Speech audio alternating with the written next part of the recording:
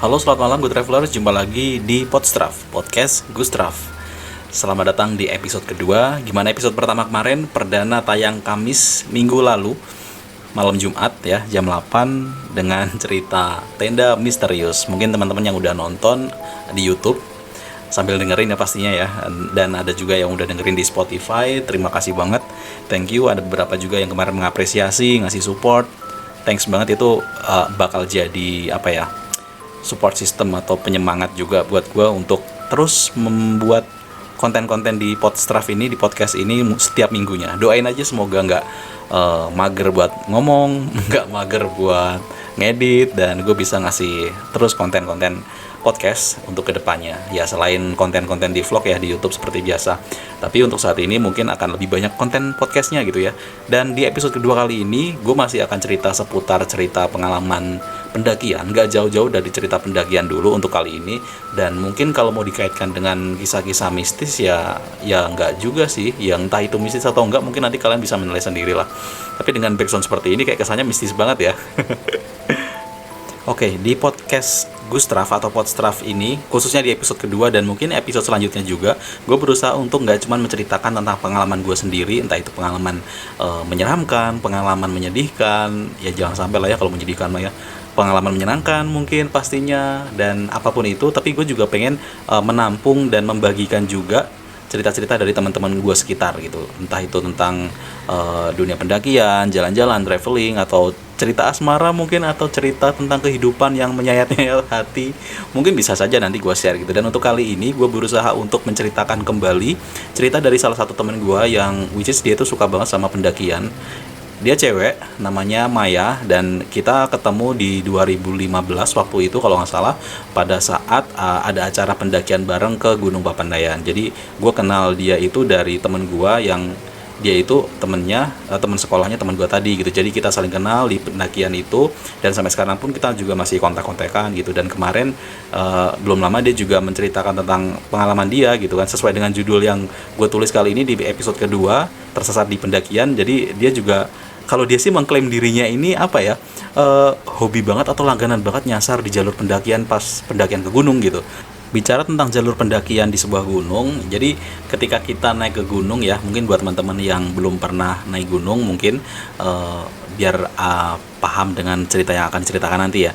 Jadi ketika kita naik gunung, kita tuh harus melewati jalur yang sudah ditentukan oleh pengelola gunung gitu. Jadi kalau misalnya kita harus lewati jalur itu ya, kita harus lewat jalur itu yang sudah ditetapkan gitu. Jangan sampai kita melenceng atau mungkin kita buka jalur sendiri lewat jalur yang ilegal, yang bukan yang seharusnya kita lewatin, karena itu nanti akan menyulitkan kalau kita misalnya kesasar atau nyasar atau hilang arah gitu ya. Dan apalagi kalau misalnya udah kasusnya kayak teman-teman lihat di TV atau di berita gitu, misalnya ada pendaki yang hilang, itu juga salah satunya awalnya berawal dari salah jalur gitu misalnya, bisa juga seperti itu. Meskipun di luar sana ada yang mengkait-kaitkan dengan mistis gitu ya, ada yang katanya diumpetin inilah, di gondol inilah, di bawah itulah gitu kan, sampai akhirnya ada juga yang ditemukan mohon maaf dalam keadaan sudah tidak bernyawa gitu. Atau mungkin ada juga yang beberapa waktu yang lalu yang salah satu pendaki di daerah gunung di Sulawesi sana yang ditemukan dalam keadaan selamat, ya itu masih alhamdulillah banget gitu ya. Tapi kalau misalnya sampai terjadi hal-hal yang tidak diinginkan, ya itu yang kasihan banget gitu loh. Maksudnya kita niatnya ke gunung bukan buat gimana-gimana, tapi malah gara-gara salah jalur kita jadi istilahnya kayak setor nyawa gitu loh, istilah kasarnya gitu. Jadi jangan sampai seperti itu. Dan kalau misalnya kita naik gunung ya harus kita lewat jalur yang sudah ditetapkan. Tapi kadang banyak hal yang bisa menyebabkan pendaki itu salah jalur atau salah melewati jalan yang sudah ditentukan pada saat pendakian ke gunung. Entah itu karena dia kurang bisa membaca medan atau jalur yang ditentukan, entah itu karena dia kurang menguasai pengetahuan tentang jalur pendakian yang di gunung yang dia daki, atau mungkin bisa juga karena kurang fokus atau hal-hal lain gitu. Misalnya kayak koordinasi yang kurang antar tim, ada yang mungkin pendapatnya harusnya jalannya ke sini, enggak ke sini, jadi kayak berantem, akhirnya milih jalan ke sini karena ya awalnya juga sama aja sih, kayak misalnya kurang pengetahuan juga gitu. Jadi ketika kita mau naik gunung itu penting banget kita harus prepare, nggak cuman prepare bawaan aja, nggak cuman menyiapkan apa-apa yang harus kita bawa, tapi juga apa saja sih yang nanti akan kita hadapi di sana, mulai dari mungkin rute perjalanan menuju ke gunung sana, atau mungkin jalan pendakiannya atau jalur pendakian seperti apa, medannya seperti apa, jalurnya gimana, itu juga harus dipertimbangkan. Jadi itu penting banget untuk pendakian. Dan Gua rasa ini sudah tahu banget lah teman-teman, terutama yang suka naik gunung ini udah paham banget gitu. Jangankan kita yang belum pernah ke gunung gitu ya, yang sering ke gunung aja kadang kita masih sering ngalamin salah jalur atau nyasar gitu. Seperti teman gua yang nanti ceritanya akan gue ceritakan, Maya, nanti yang dia akan menceritakan tentang kejadiannya atau pengalaman, yang akan menceritakan pengalaman nyasarnya karena dia sendiri tadi bilang dia hobi banget nyasar kalau di gunung. Pengalaman dia nyasar waktu di Gunung Slamet. Jadi inilah dia episode 2 Podstraf, tersesat di jalur pendakian.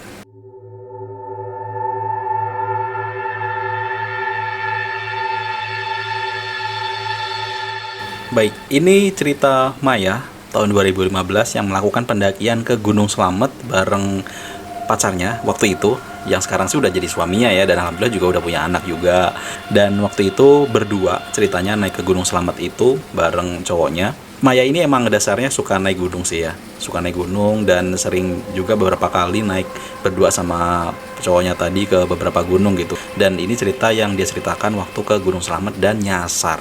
Nah, ceritanya 2015 Maya ini melakukan pendakian ke Gunung Slamet berdua sama cowoknya tadi melalui jalur Bambangan. Jadi for your information ya teman-teman, jadi di Gunung Slamet ini adalah gunung tertinggi di Jawa Tengah dengan ketinggian 3.428 meter di atas permukaan laut.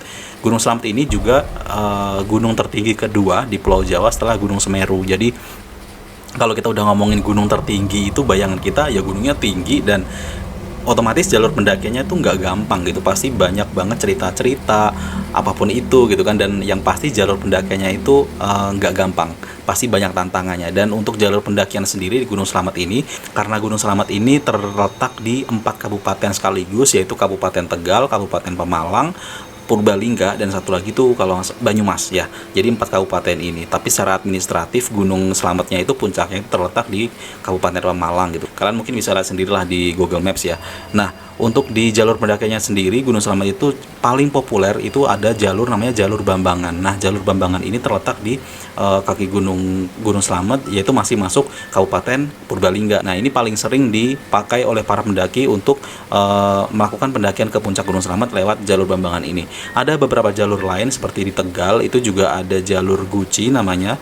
Di sana juga bisa dipakai untuk mendaki dari arah Tegal sana. Kemudian juga di Kabupaten Pemalang sendiri di kaki Gunung Slametnya itu juga ada jalur pendakian namanya jalur pendakian Dipajaya.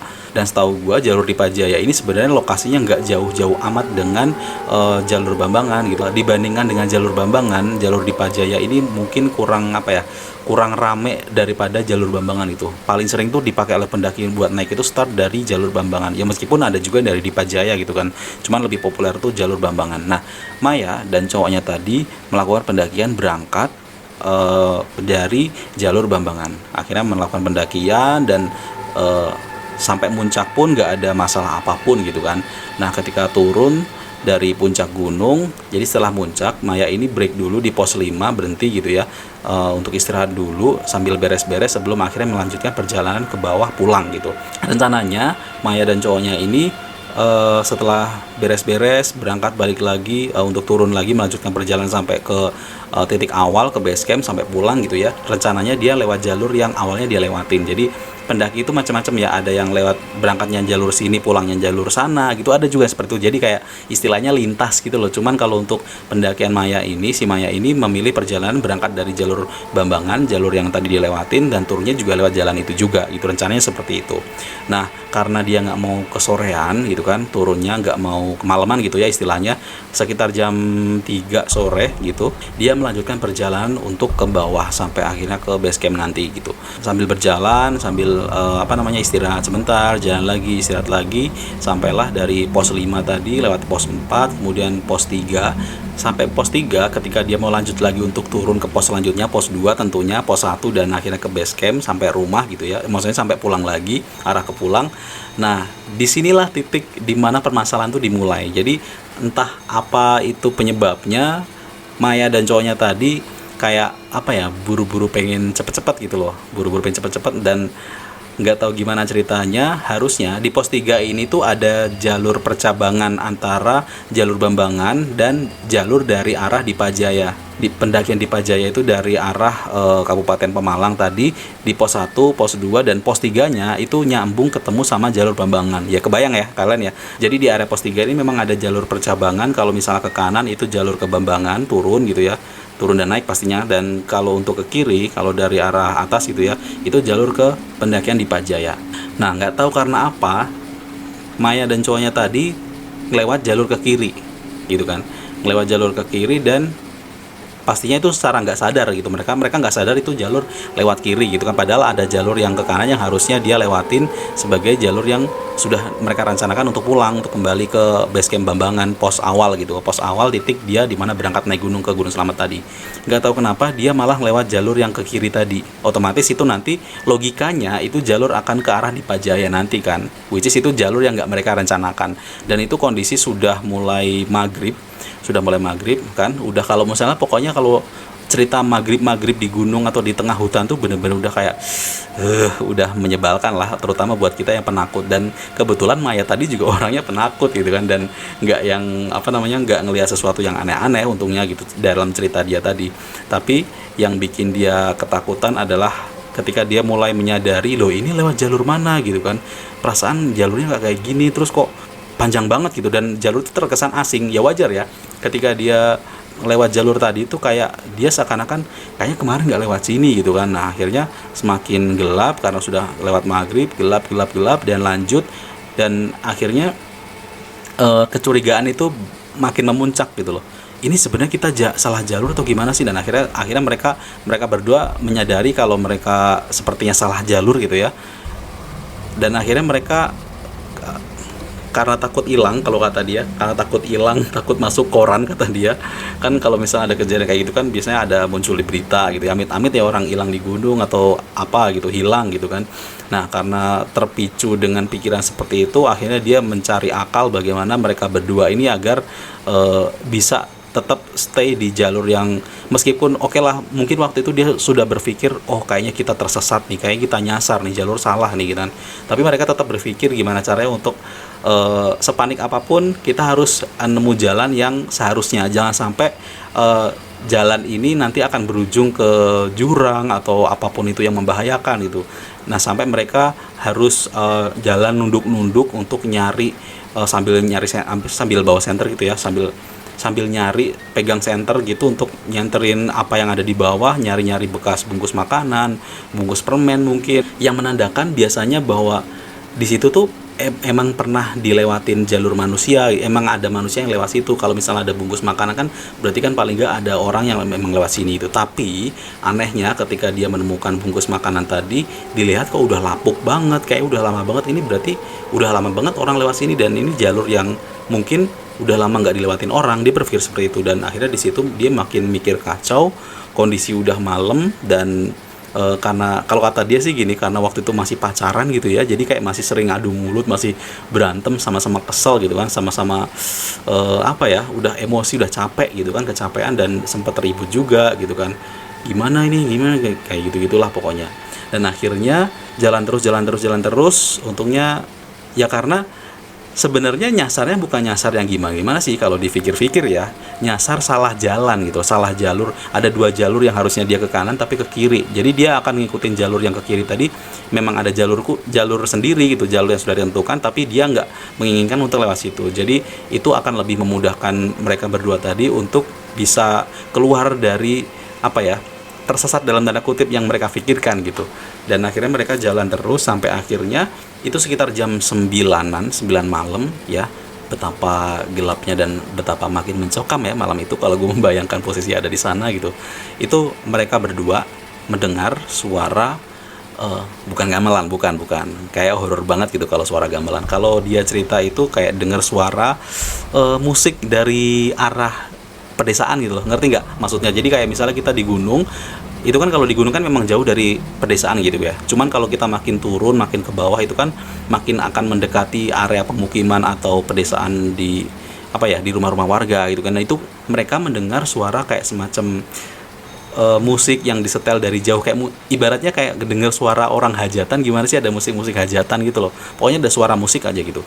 Nah, ketika mereka mendengarkan suara itu, entah itu suara bener atau enggak, mereka nggak tahu, mereka nggak, Maya dan cowoknya tadi nggak apa ya, nggak ngeh pasti lah gitu. Yang penting mereka, intinya mereka mendengarkan itu, yang jelas mereka mendengar suara itu. Dan ketika mereka mendengarkan suara itu, mereka langsung, wah kayaknya ada suara kayak gitu, sebentar lagi nyampe nih, itu ada suara gitu kan, ada suara kayak musik gitu. Entah waktu itu nggak tahu dia juga nggak jelas banget itu suara dangdutan atau suara disco atau suara koplo, nggak tahu, pokoknya ada suara musik.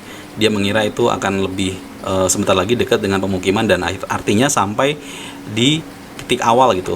Dan sampai saat itu mereka masih memikirkan mereka akan sampai di titik awal, mereka mulai mendaki gitu. Padahal mereka itu udah jelas-jelas sampai malam itu tuh mereka selarut itu masih berada di jalur yang salah. Dan mungkin mereka waktu itu masih berpikir, kita nanti akan keluar, akan kembali ke jalur yang benar gitu ya.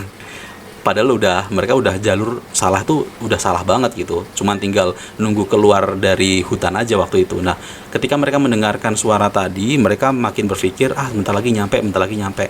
Tapi mereka bilang, Maya bilang, semakin suara itu dideketin gitu ya, makin mereka menuju arah ke sana, suara itu makin hilang. Dan yang mereka temukan cuman hutan lagi, dan hutan lagi dengan pepohonan yang tinggi-tinggi gitu. Jadi mereka makin penasaran nih, ini suara beneran apa bukan gitu kan, suara musik dari arah pedesaan atau bukan, dari arah pemukiman warga apa bukan gitu. Cuman mereka masih tetap berpikir positif untuk oke, kita harus semangat, kita harus mempercepat langkah kaki. Sampai akhirnya mereka sampai di pos 1. Nah, Maya mulai curiga dengan kondisi yang ada di sekitar situ. Curiganya adalah, kok pos 1-nya gini ya, kok nggak kayak yang kemarin kita temui di jalur yang berangkat nanjak gitu kan, beda gitu dan sepi gitu kan. Dan dia cuma berpikir seperti ini, mungkin yang biasa jualan di sini di pos 1 udah pulang lah ya, udah jam segini kan nggak mungkin juga ada yang jualan. Dia berpikir seperti itu. Nah, nggak lama kemudian dia jalan, mereka berdua jalan sama cowoknya tadi, Maya sama cowoknya. Dia sih nggak ngelihat ya laki-laki itu napak semua atau enggak, cuman dia berpikir pasti itu manusia lah gitu ya. Nah, akhirnya ketika mereka bertemu sama empat orang laki-laki tadi agak sedikit kaget gitu ya. Mereka kaget, dan Maya sama cowoknya tadi agak seneng karena seneng ketemu orang akhirnya gitu kan. Setelah sekian jam, dari maghrib sampai jam 9, setengah 10-an malam tadi, dia nggak keluar dari hutan gitu. Akhirnya ketemu orang juga, dan orang 4 tadi salah satunya nanya, "Mbak, Mas dari mana?" gitu. Ditanyain dari mana, ya mereka agak sedikit bingung, kok nanyanya gini gitu kan. Ya akhirnya Maya menjawab dari Muncak gitu kan. Cuman kok jalurnya seperti ini gitu kan, emang ini di mana gitu kan. Terus akhirnya 4 orang tadi juga menjawab, ini jalur di Pajaya, bukan jalur Bambangan gitu. Ya kaget lah Maya, kok bisa jalur di Pajaya gitu kan. Dan dikasih tahu, "Mbak sama Mas nanti jalan aja, mungkin sekitar setengah jam dari sini nanti akan ketemu pemukiman warga gitu. Mungkin nanti bisa minta tolong di sana untuk bisa dianterin ke jalur Bambangan. Ya mungkin akan sedikit lebih jauh karena itu ada di desa sebelah," katanya gitu. Dan akhirnya mereka keluar, jalan lagi 30 menit tadi, dan 4 orang tadi itu ternyata kalau kata Maya itu akamsi lah ya, kayak misalnya anak kampung situ gitu, yang mau melakukan pendakian lewat jalur di Pajaya pada malam-malam, seperti itu. Ya mungkin mereka memilih trek malam kali. Atau kalau mungkin kita mau berpikir yang enggak, mungkin mereka tadi bukan manusia gitu. Ngeri juga ya kalau misalnya kita pas, "Oh iya terima kasih Mas atas infonya," terus dia nengok lah, nggak ada gitu. Tapi Maya waktu itu nggak sampai ke situ sih ceritanya, maksudnya dia nggak menghiraukan hal-hal seperti itu gitu. Cuman ketika udah dikasih tahu setengah jam dari sini nanti jalan terus akan ada pemukiman warga, akhirnya mereka berdua, Maya sama cowoknya tadi, melanjutkan perjalanan gitu. Nah, jalan terus akhirnya bener tuh ada makin dekat dengan perkampungan. Cuman keadaannya itu kayak sepi banget gitu ya, namanya di desa ya, wajar gitu. Mungkin karena udah malam juga, dan biasanya di desa kan emang gitu kan, kalau udah jam-jam malam itu kan jam 8 jam 9 nya udah sepi banget, nggak kayak di kota gitu. Nah, sepi banget, cuman ada satu rumah kata Maya yang lampunya tuh terang gitu kan. Nah, akhirnya dia mampir ke situ karena ada penghuni rumahnya itu. Dia nyapa, dan dia akhirnya menceritakan semuanya yang dia alami gitu. Maksudnya dia bisa salah jalur harusnya ke Bambangan, tapi kok bisa jalur di Pajaya dia keluarnya gitu kan, kok bisa keluar dari sini gitu. Dan akhirnya dikasih tahu, oh iya mbak, kalau di sini tuh jalur di Pajaya, kalau jalur Bambangan di desa sebelah katanya gitu.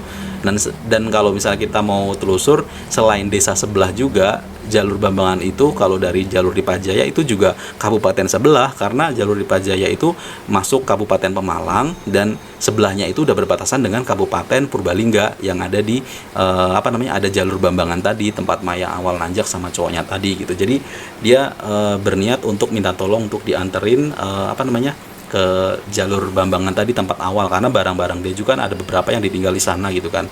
Jadi dia pengen cepat-cepat balik ke sana. Cuman karena waktu itu udah jam 10 malam atau setengah 11 gitu, kalau Maya cerita kemarin, dia ditawarin untuk nginep di rumah salah satu warga yang tadi dia temuin gitu. Tapi karena Maya mempertimbangkan untuk lebih baik kembali ke base camp Bambangan aja, ke titik awal dia melakukan pendakian, karena beberapa barangnya ada di sana. Jadi dia memilih untuk minta tolong kalau misalnya ada ojek atau apapun yang bisa mengantarkan mereka berdua kembali ke sana, dia minta tolong gitu. Akhirnya malam itu mereka diantar ke pos Bambangan tadi gitu. Jadi itulah tadi cerita mereka berdua bisa salah jalur atau nyasar cuman karena nggak tahu ya, mungkin waktu itu dia kurang fokus gitu kali ya sama cowoknya gitu, kurang fokus, atau mungkin udah kondisi mungkin sudah malam, agak mulai gelap gitu ya kan, karena udah maghrib itu kan mungkin agak sedikit meleng gitu ya istilah ininya ya, agak sedikit gak fokus, dan akhirnya dia harusnya ke kanan tapi dia kakinya malah menuntun ke arah kiri gitu.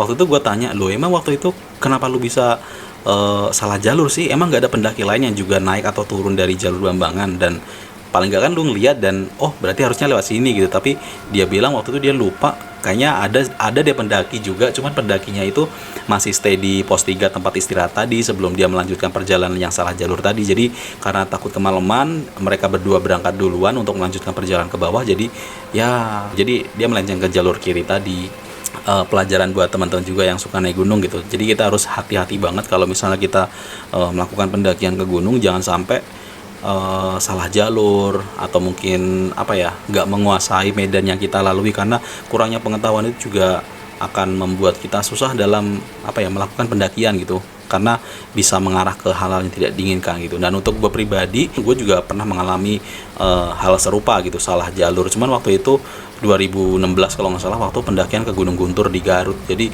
waktu itu ada pendakian rame gitu ya, maksudnya adalah sekitar 10 atau 15 orang lebih waktu itu gabungan. Waktu itu karena gue ngikut, jadi nggak terlalu memperhatikan atau nggak terlalu nyari tahu dulu sebelum berangkat nanti lewat jalur mana, jalurnya seperti apa. Jadi gue ngikut aja gitu, jadi followers gitu.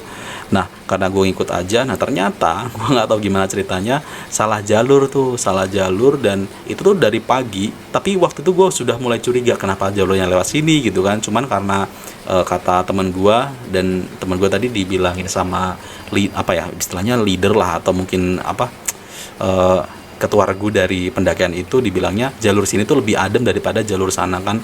Kalau teman-teman yang ada pernah naik ke Gunung Guntur mungkin ngerasain ya, Gunung Guntur itu treknya kan jarang banget. Ketika udah masuk trek savana gitu ya, yang terbuka itu nggak ada pohon-pohon, itu kan panas banget. Nah tadi itu katanya ketua tim rombongannya itu milih jalur lain yang membuat kita tuh nggak kepanasan, jadi lewat hutan gitu kan. Cuman dari awal tuh jalurnya kok aneh gitu kan, makin hutan lebat, dan akhirnya tuh yang bikin gua kesel itu sampai siang nggak jelas mau arahnya kemana, padahal gunungnya tuh ada di samping gitu. Maksudnya ya samping jauh sana sih, cuman kan udah kelihatan arahnya ke sana gitu, cuman kita nggak nemu jalannya yang menuju ke sana. Dan gue berpikir ini gimana sih timnya kok kayak nggak prepare gitu, ini yang tahu jalan siapa sebenarnya. Dan itu parahnya itu sampai malam loh, dan itu nggak cuman yang kayak oh yaudah udah siang nih kayak kita salah jalur terus turun lagi balik lagi, enggak, ini bener-bener dilanjutin sampai jalur naik lagi terus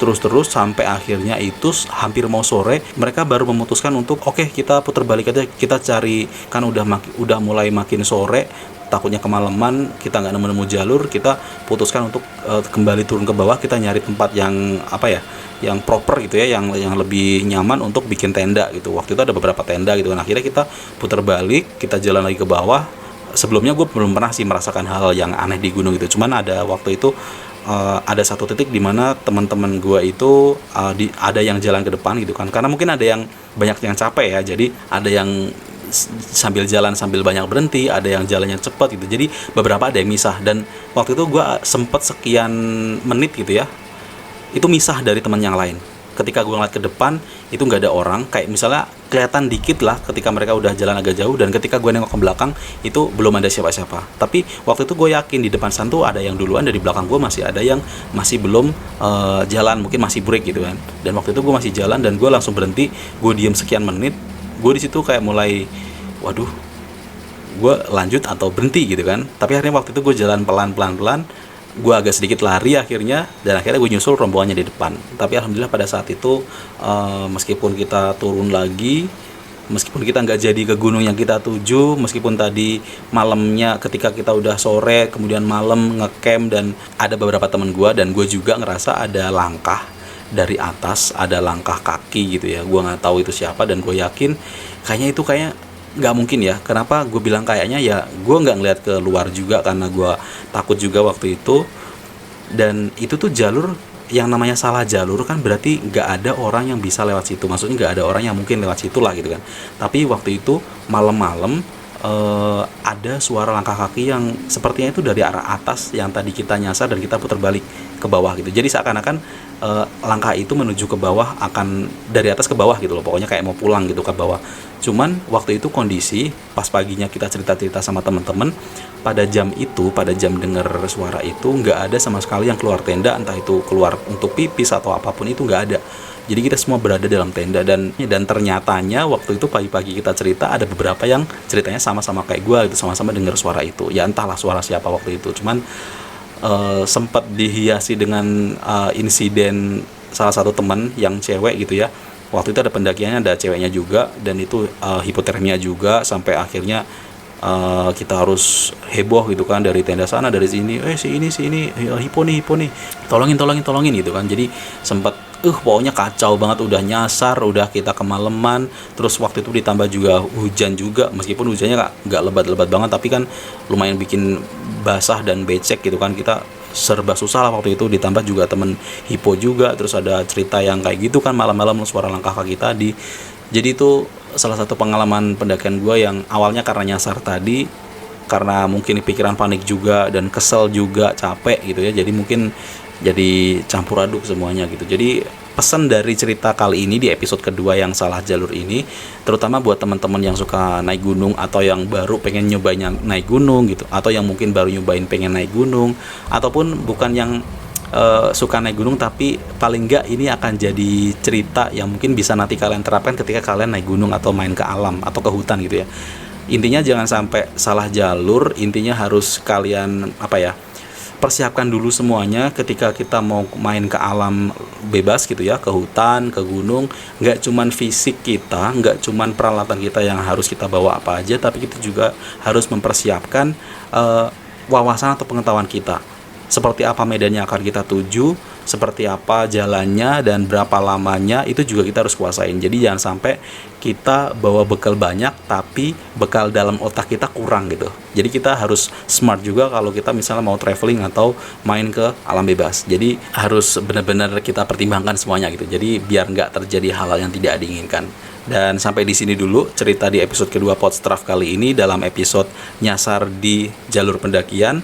Dan mungkin ada beberapa teman yang mendengarkan cerita ini langsung, oh iya gue pernah mengalami ini, atau mungkin mengalami hal yang sama, atau mungkin mirip-mirip. Ya mungkin akan bisa sedikit flashback dengan kenangan atau pengalaman kalian waktu nyasar di gunung ya, atau di hutan, atau di alam bebas terbuka seperti itu. Dan sekian cerita kali ini di episode kedua gue akhirin. Sampai jumpa di cerita yang lainnya. See you next time.